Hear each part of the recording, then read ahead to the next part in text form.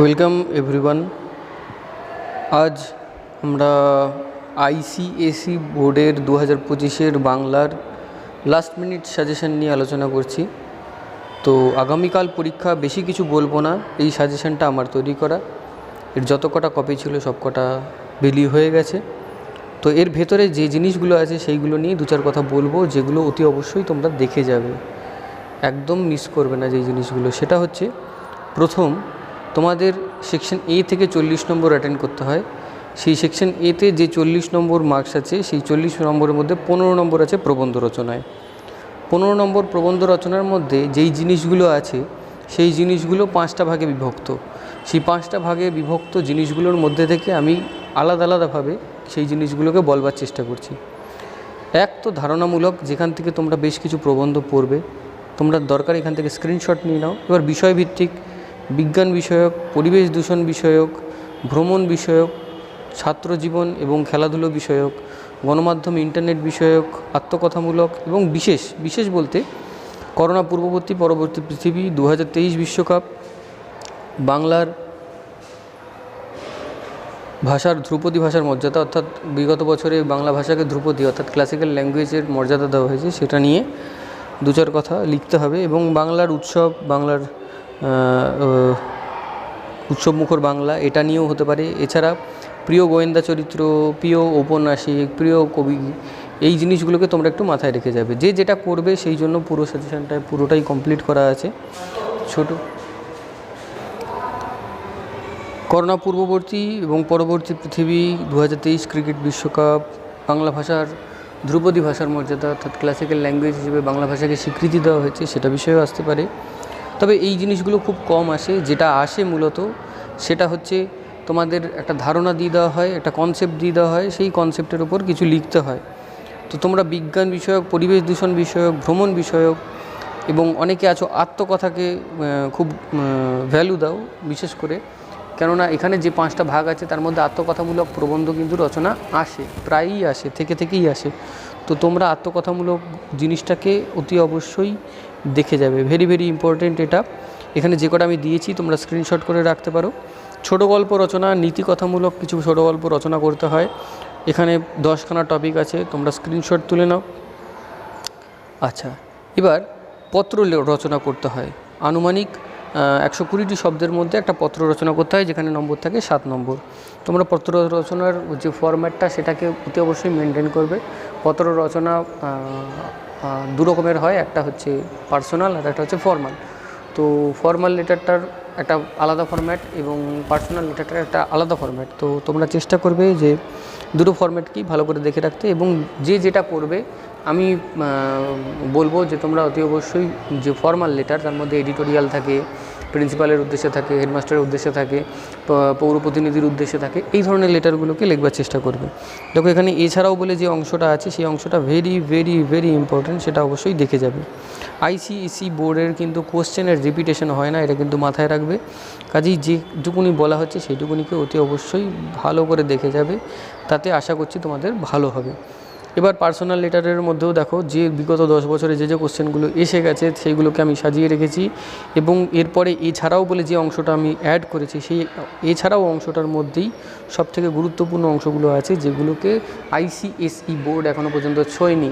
এই জায়গাগুলো থেকেই কিন্তু আসতে পারে। তোমরা জাস্ট এই জিনিসগুলোকে ভেবে যাও, মাথার মধ্যে রেখে যাও, আর কিছুই না। শেষ দিনে তো আর কিছু করা সম্ভব হবে না। এরপর হচ্ছে বোধ পরীক্ষণ তো কমন কিছু হয় না, ওটা একটা আনসিন প্যাসেজ থাকবে, সেখান থেকে 2 মার্কসের 5খানা কোশ্চেন থাকবে, ইজিলি 10 নম্বর পাওয়া যায়। ব্যাকরণে 12খানা টপিক আছে। এখানে এই 12খানা টপিক ভেরি ইম্পর্টেন্ট। এই 12খানা টপিকের মধ্যে থেকেই 1 নম্বর করে এমসিকিউ থাকবে 8খানা। সেই 8খানা তোমরা 8-এ 8 পাওয়া যায়। প্রায় সমচ্চারিত ভিন্নাত্মক শব্দ, একই শব্দের একাধিক অর্থে প্রয়োগ, শুদ্ধ বানান, বাক্য পরিবর্তন, বাচ্য পরিবর্তন, এখানে 3টে আলাদা টপিক আছে। আচ্ছা, বাগধারা, প্রবাদ প্রবচন, উক্তি পরিবর্তন, শব্দভাণ্ডার, ধনাত্মক অনুকারাত্মক শব্দের ব্যবহার, সাধু ও চলিত রূপ, এক কথায় প্রকাশ, ছেদ ও জ্যোতিচিহ্নের ব্যবহার এবং পদ পরিবর্তন। এই জিনিস কটাকে অতি অবশ্যই তোমরা ভালো করে দেখে নেবে। অলরেডি স্ক্রিনশট তুলে নিয়েছো আশা করছি তোমরা। আমি নেক্সট এগিয়ে যাচ্ছি। সংকলিতা গদ্য থেকে এবার যে ইম্পর্টেন্ট জিনিসগুলো আছে সেটা হচ্ছে নীল মানুষের কাহিনী, তারপরে হচ্ছে লোকটি, তারপরে হচ্ছে গিন্নি, এবং তারপরে হচ্ছে লালু। আমি গ্যারান্টি দিতে পারি এই চারটের মধ্যে থেকেই 3টে করে কোশ্চেন এসে গেছে। তোমরা জানো যে 3টে করে কোশ্চেন থাকে সংকলিতা গদ্য, সংকলিতা পদ্য থেকে, সেখান থেকে এবং চাঁদের পাহাড় এবং জাম্বুর থেকে। এই চারটের মধ্যে থেকে যে কোনো দুটো বইকে নিতে হবে এবং তার মধ্যে থেকে অন্ততপক্ষে একটা করে দুটো কোশ্চেন লিখতে হবে এবং তারপরে বাকি দুটো কোশ্চেন তুমি যেখান থেকে খুশি লিখতে পারবে। তুমি যেই দুটোকে চুজ করবে তার মধ্যে থেকেই করতে হবে তোমাকে। তো এক্ষেত্রে যারা সংকলিতা গদ্য পদ্যের ওপর নির্ভর করে রয়েছে তারা অতি অবশ্যই এই চারটে গদ্যকে অবশ্যই দেখে যাবে। এরপরে প্রায়োরিটির লাস্ট দিকে রয়েছে হচ্ছে নাম, গন্ধটা খুব সন্দেহজনক এবং একদম শেষ অসহযোগী। এই অসহযোগী থেকে 5টি কোশ্চেন দিয়েছি, এছাড়া অন্যগুলো থেকে 3টে, এবং যেগুলো সবথেকে গুরুত্বপূর্ণ অর্থাৎ সামনের 4টে, সেই 4টে অতি অবশ্যই দেখে যাবে। সেই 4টের থেকে আমি 4টে করে কোশ্চেন দিয়েছি।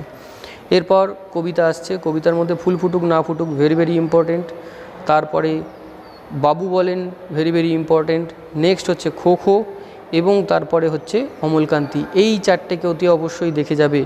এরপরে যেগুলোকে অল্প করে দেখে যাবে সেইগুলো হচ্ছে আবার আসিব ফিরে, বঙ্গভূমির প্রতি এবং সবশেষে রবীন্দ্রনাথের প্রতি। আমি কিন্তু ইম্পর্টেন্সির দিক থেকে প্রথম যে 4টের কথা বললাম সেই 4টে কিন্তু ভেরি ভেরি ইম্পর্টেন্ট।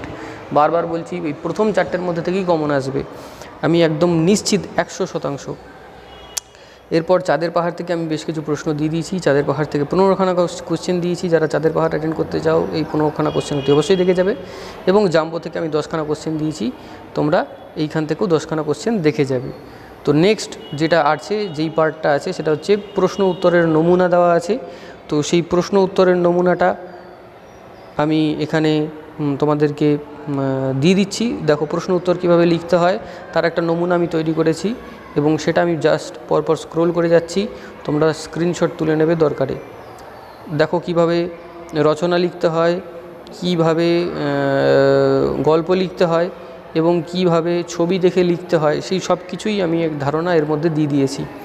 এরপর হচ্ছে কিভাবে পত্র রচনা করতে হয়, এটা হচ্ছে একটা ফর্মাল লেটার। এরপরে এটা রয়েছে পার্সোনাল লেটার এবং এরপরে যেটা রয়েছে এটা একটা আনসিন রয়েছে, প্যাসেজ রয়েছে বোধ পরীক্ষণের, সেখান থেকে 5খানা কোশ্চেনও দেওয়া আছে। এটা বিগত বছরের 2023-এর কোশ্চেন থেকে আমি জাস্ট ধারণা দেওয়ার জন্য দিয়েছি এবং এই ব্যাকরণটাও 2023 থেকেই আমি কোশ্চেনটা সলভ করে দিয়েছি। 2023-এর ব্যাকরণের যে কোশ্চেনটা ছিল সেটাকে আমি সলভ করে দিয়েছি যাতে তোমাদের কোশ্চেনের একটা ধারণা হয়। তো চলো কোশ্চেনটাকে আমি স্ক্রোল করে যাচ্ছি, তোমরা দরকারে এখান থেকে একটা স্ক্রিনশট নিয়ে নিতে পারো। চলো এরপরে কোশ্চেন অ্যান্সারের যে পার্টটা আছে সেটা আমি স্ক্রোল করে যাচ্ছি। আমি জাস্ট এটাকে ধারণা দেওয়ার জন্য কোশ্চেন অ্যান্সার কীভাবে লিখতে হয় সেই জন্য এই পুরো জিনিসটাকে দেখাচ্ছি। আদারওয়াইজ আমার যা সাজেশান দেওয়া সেটা আমি দিয়ে দিয়েছি, তোমরা অতি অবশ্যই আমার সাজেশানটাকে স্ক্রিনশট করে নিতে পারো। এখন আর পিডিএফের কোনো প্রয়োজন নেই, কেননা যে কটা কপি ছিল আমার কাছে সে কটা কপি শেষ হয়ে গেছে আর অল্প একটুখানি বাকি রয়েছে, যার মধ্যে পুরো কোশ্চেন অ্যান্সার কীভাবে লিখতে হয়, কীভাবে কোশ্চেনকে অ্যাটেন্ড করতে হয় সেটার একটা ধারণা দেওয়া রয়েছে। তোমরা দেখতে পাচ্ছ একটি 54 পাতার পিডিএফ। এটা